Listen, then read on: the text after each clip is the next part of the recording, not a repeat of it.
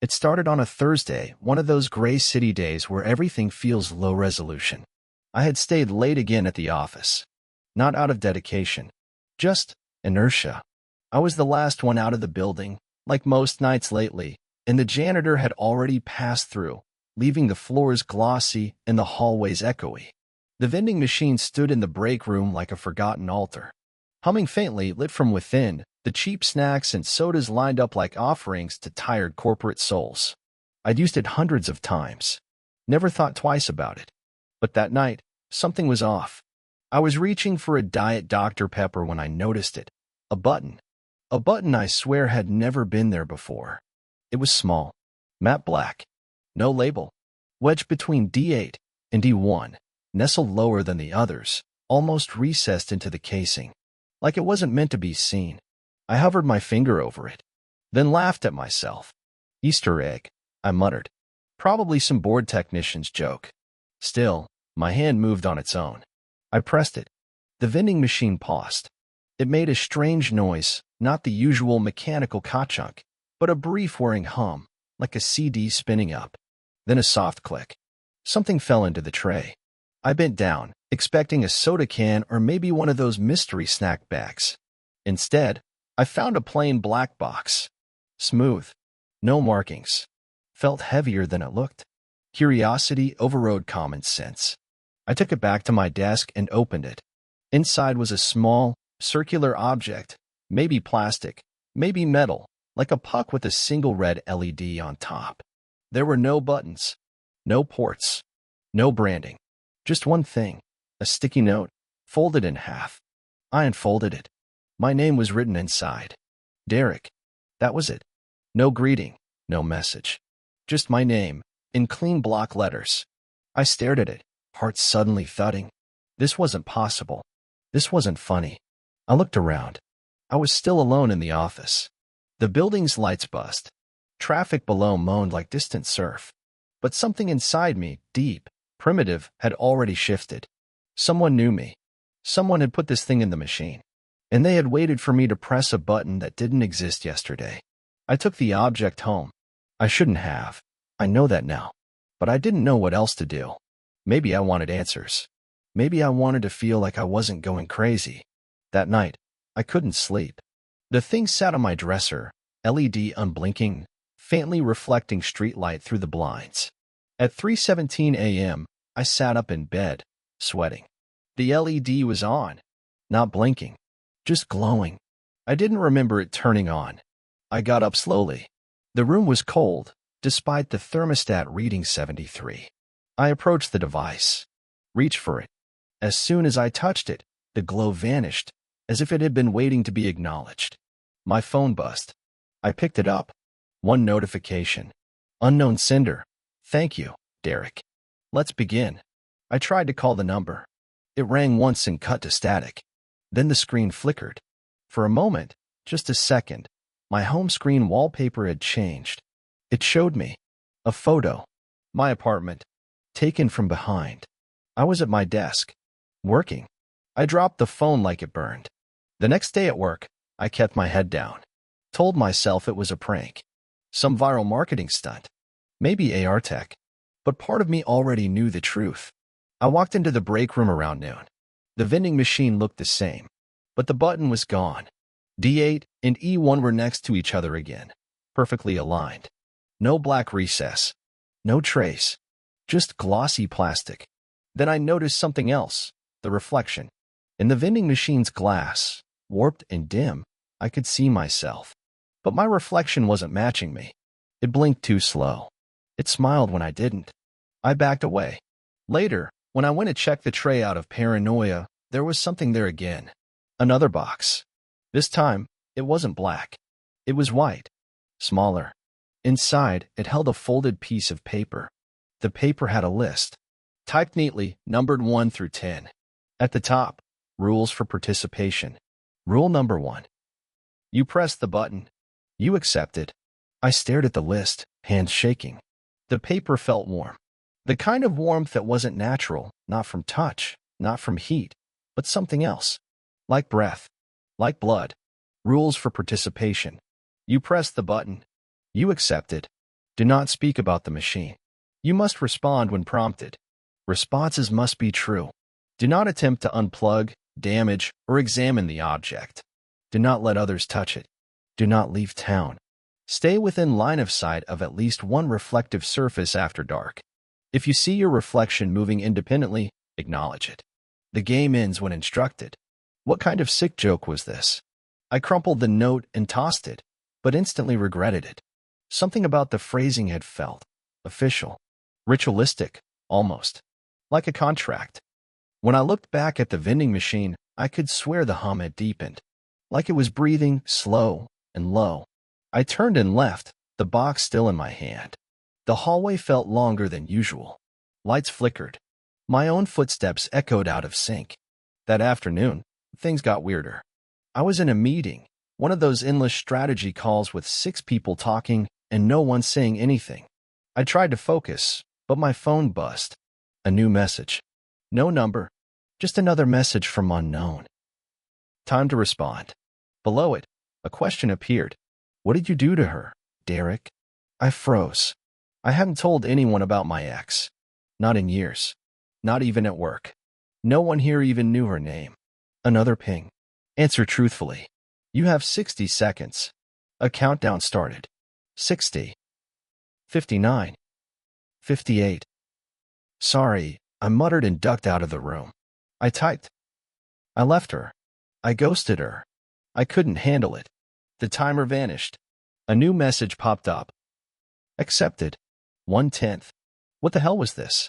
I tried to call someone, anyone, but my contacts wouldn't load. My phone's camera turned on by itself, then off. The LED blinked red. Back at my desk, the device from the vending machine was sitting there, though I was certain I'd left it at home. Its LED blinked once, slow and deliberate. That night, I tested a theory. I covered every mirror, every screen, every reflective surface. I even powered down my laptop and turned my phone face down. At 2:48 a.m., I woke up. The room was silent. Then came the scratching. It came from the bathroom mirror. Light, deliberate, like a nail dragged across glass. I stayed in bed, held my breath. The sound stopped, but not because it ended, because something replaced it. A voice. Low, almost mechanical, but not artificial. It said only one word. Derek. I bolted up, ripped the covers off. The hallway was dark, but the bathroom door? It was slightly open. Inside, the mirror was uncovered. No idea how, but on it, written in fog as if someone had just breathed it out, was another message. 2 out of 10 coming soon. The next day, I called in sick. I needed to get out, clear my head. I took the train 3 stops south. No destination in mind, just movement. That's when I saw it. At the 14th Street station, tucked in a service alcove, was another vending machine. Same make, same model, same placement of drinks and snacks. And the same hidden button, black, recessed, now visible to me like a birthmark on reality. A man in a suit stood near it. He was staring, not at the machine, at me. He didn't blink. I turned and walked away fast, but not before I caught a glimpse of his reflection in the vending machine glass. He wasn't blinking there, either. I went home. I tried to leave the device outside. I set it on the curb, walked back inside, locked the door, drew the blinds, turned on the TV. 5 minutes later, it was back. On the kitchen counter. Sitting neatly. LED blinking. I screamed. Threw it into the garbage disposal. Ran the blades until it shrieked. Sparks flew. Silence. But when I looked down, it was gone. I turned. It was back on the counter, undamaged. Another message buzzed onto my phone. Rule 5, violated. Please don't do that again. Then, below it. Next prompt arriving tonight. You must be ready. I barely slept. Every surface in the apartment seemed alive. The microwave's reflection stretched a little too far. The TV stayed faintly lit, even unplugged. The screen on my fridge kept turning on by itself, each time showing me, always from slightly behind. I stopped trusting mirrors. My reflection had started to linger. Sometimes, it moved just a second slower than me. Sometimes, it didn't move at all. By Monday morning, I had stopped pretending this was normal. I walked to work instead of taking the train. Avoided reflective windows. Wore sunglasses to keep myself from glancing into passing car mirrors. And even then, I saw him. A second me. Not a doppelganger, exactly. But wrong. Across the street. Paused by a storefront window. Wearing my clothes. Standing just like me. But not looking back. Looking at me. I stopped walking. The traffic blurred behind me. In the reflection, he smiled. I did not. Work felt like a trap. People spoke to me, but their voices seemed filtered. Like they were in on something I wasn't. The vending machine in the break room was unplugged when I passed it. I didn't remember anyone unplugging it. It still hummed. And now, there was another rule sheet in my office drawer. Different from the first. Same crisp font. Same off-white paper. This one read. Phase 2 directives. Reflections are active. Do not break eye contact once initiated. You will be tested on memory accuracy. Do not fall asleep in non-reflective environments. If your reflection appears to whisper, listen. If the object moves, let it. The object, the puck, had started to change. I didn't notice at first, but now the LED shifted from red to violet, and the surface had grown warmer. Not hot, but pulsing, like a living thing. Like a slow heartbeat. That night, the second question came. Again, at 3:17 a.m. Like clockwork. Unknown sender. Where were you the night she died? I stared at the screen. No name. No context. Just she. But I knew. I sat up in bed, palms sweating, heart racing. Answer truthfully. 90 seconds. I typed with shaking fingers. At home. Drinking. I knew she was calling, but I didn't pick up. I couldn't. I was scared. Silence. Then. Accepted. 2 out of 10. I thought I'd feel relief. I didn't. The mirror in my bedroom fogged. On it. 3 out of 10. Next will hurt. Tuesday morning. I was late to work. My phone refused to sync with the building's Wi-Fi. The elevator lights flickered as I stepped in. I was alone. Except I wasn't.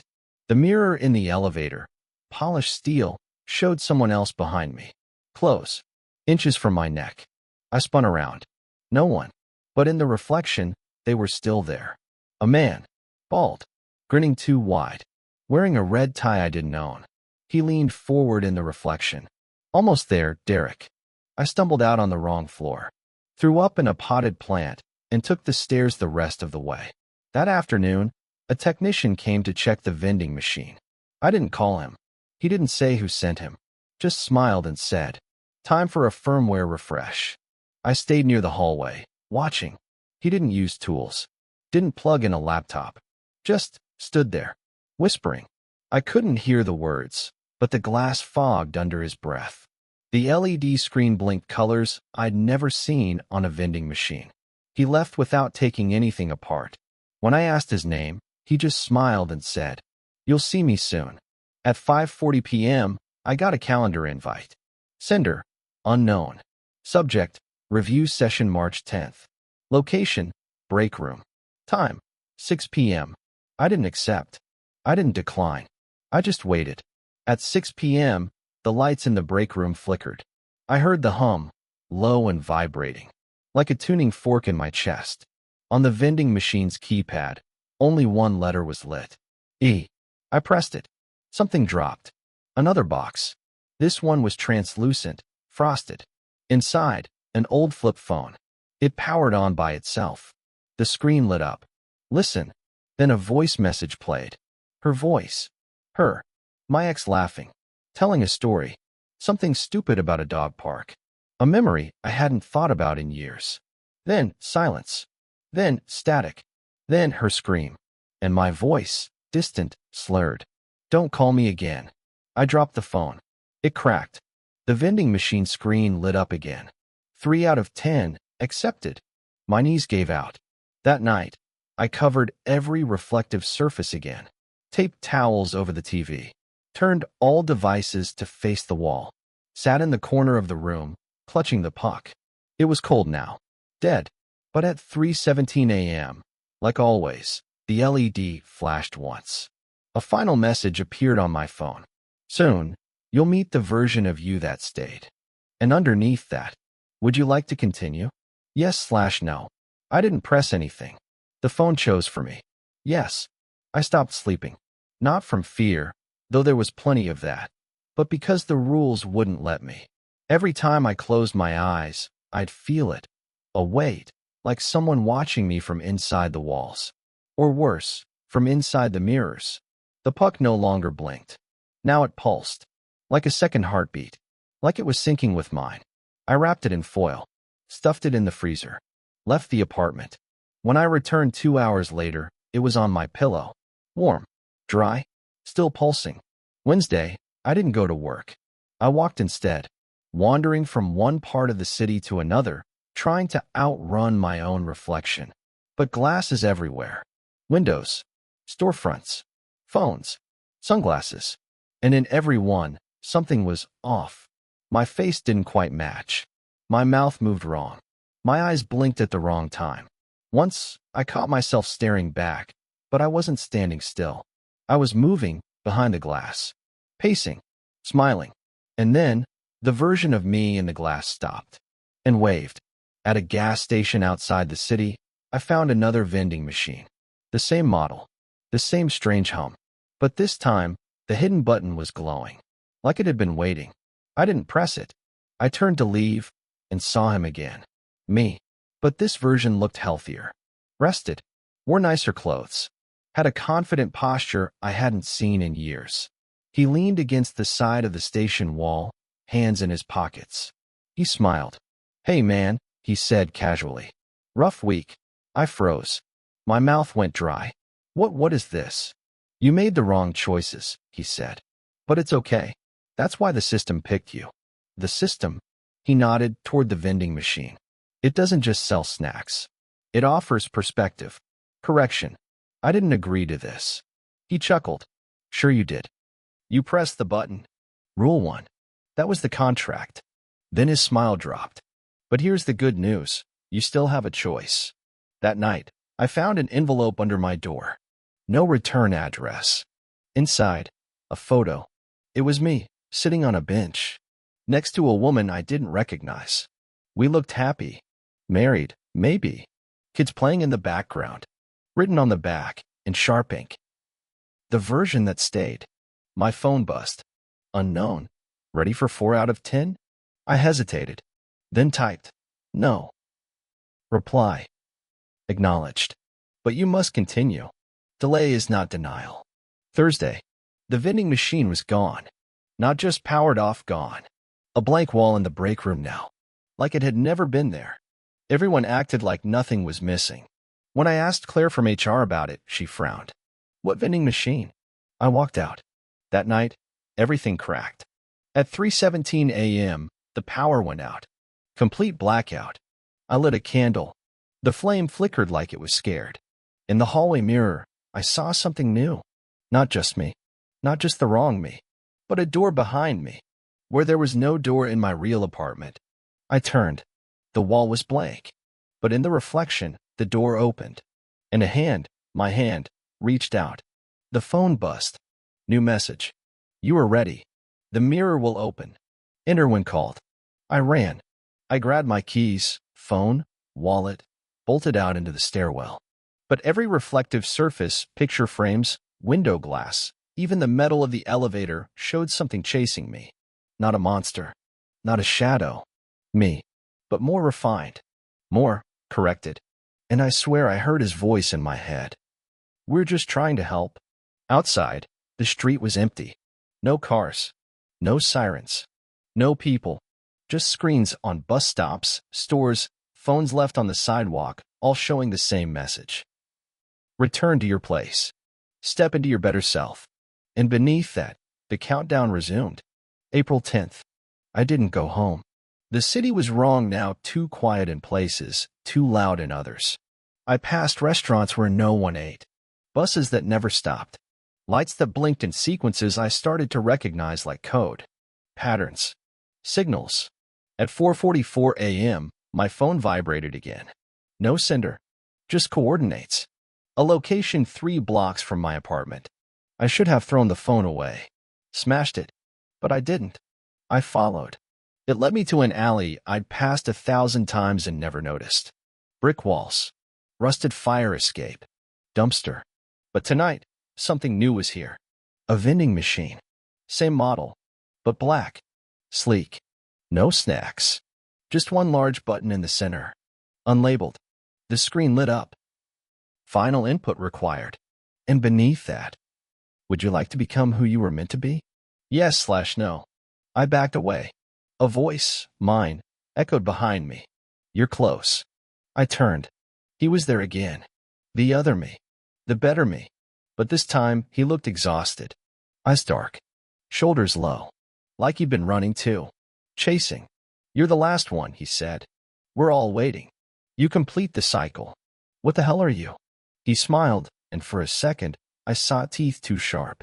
We're the refinement. You're the root. The screen changed again. September 10th completed. Final memory prompt incoming. And then, what would you have done differently, Derek? I stared at the screen. Time slowed. My mind filled with everything. The nights I didn't answer the phone. The apology I never said. The people I hurt and forgot. The moments where I turned inward and let the world pass by. I typed. I would have stayed. The vending machine made a noise, not mechanical. Organic. A soft, wet click. The glass screen rippled like water. My reflection was gone. And then, a hand emerged. It reached out from the machine. Human, but not quite. Skin too smooth. Fingers too long. Behind it, I saw faces. Mine. Hundreds. Variations. Versions. Each one distorted by a choice I never made. And they were smiling. You made it, the voice behind me whispered. It's time to shed. I felt something shift in me. Like my bones didn't belong. Like my skin wasn't glued on right. I dropped to my knees. My reflection, fractured across the glass, began to move independently. I screamed, but there was no sound. Only a message burning onto the vending machine screen. 10/10 accepted. And then, darkness. I woke up in my apartment. Daylight. Birds. Cars. Everything normal. My phone was gone. No puck. No messages. The vending machine was back in the break room at work, stocked with sodas and chips. No black button. No one remembered anything. But every screen I passed that day, phones, tablets, windows, showed a faint ripple. A pause. Like it was waiting. That night, I got a package. No return address. Inside was a single item, a mirror. Framed. Clean. Ordinary. Except when I looked into it. I didn't blink. But the reflection did. And then it smiled. The end.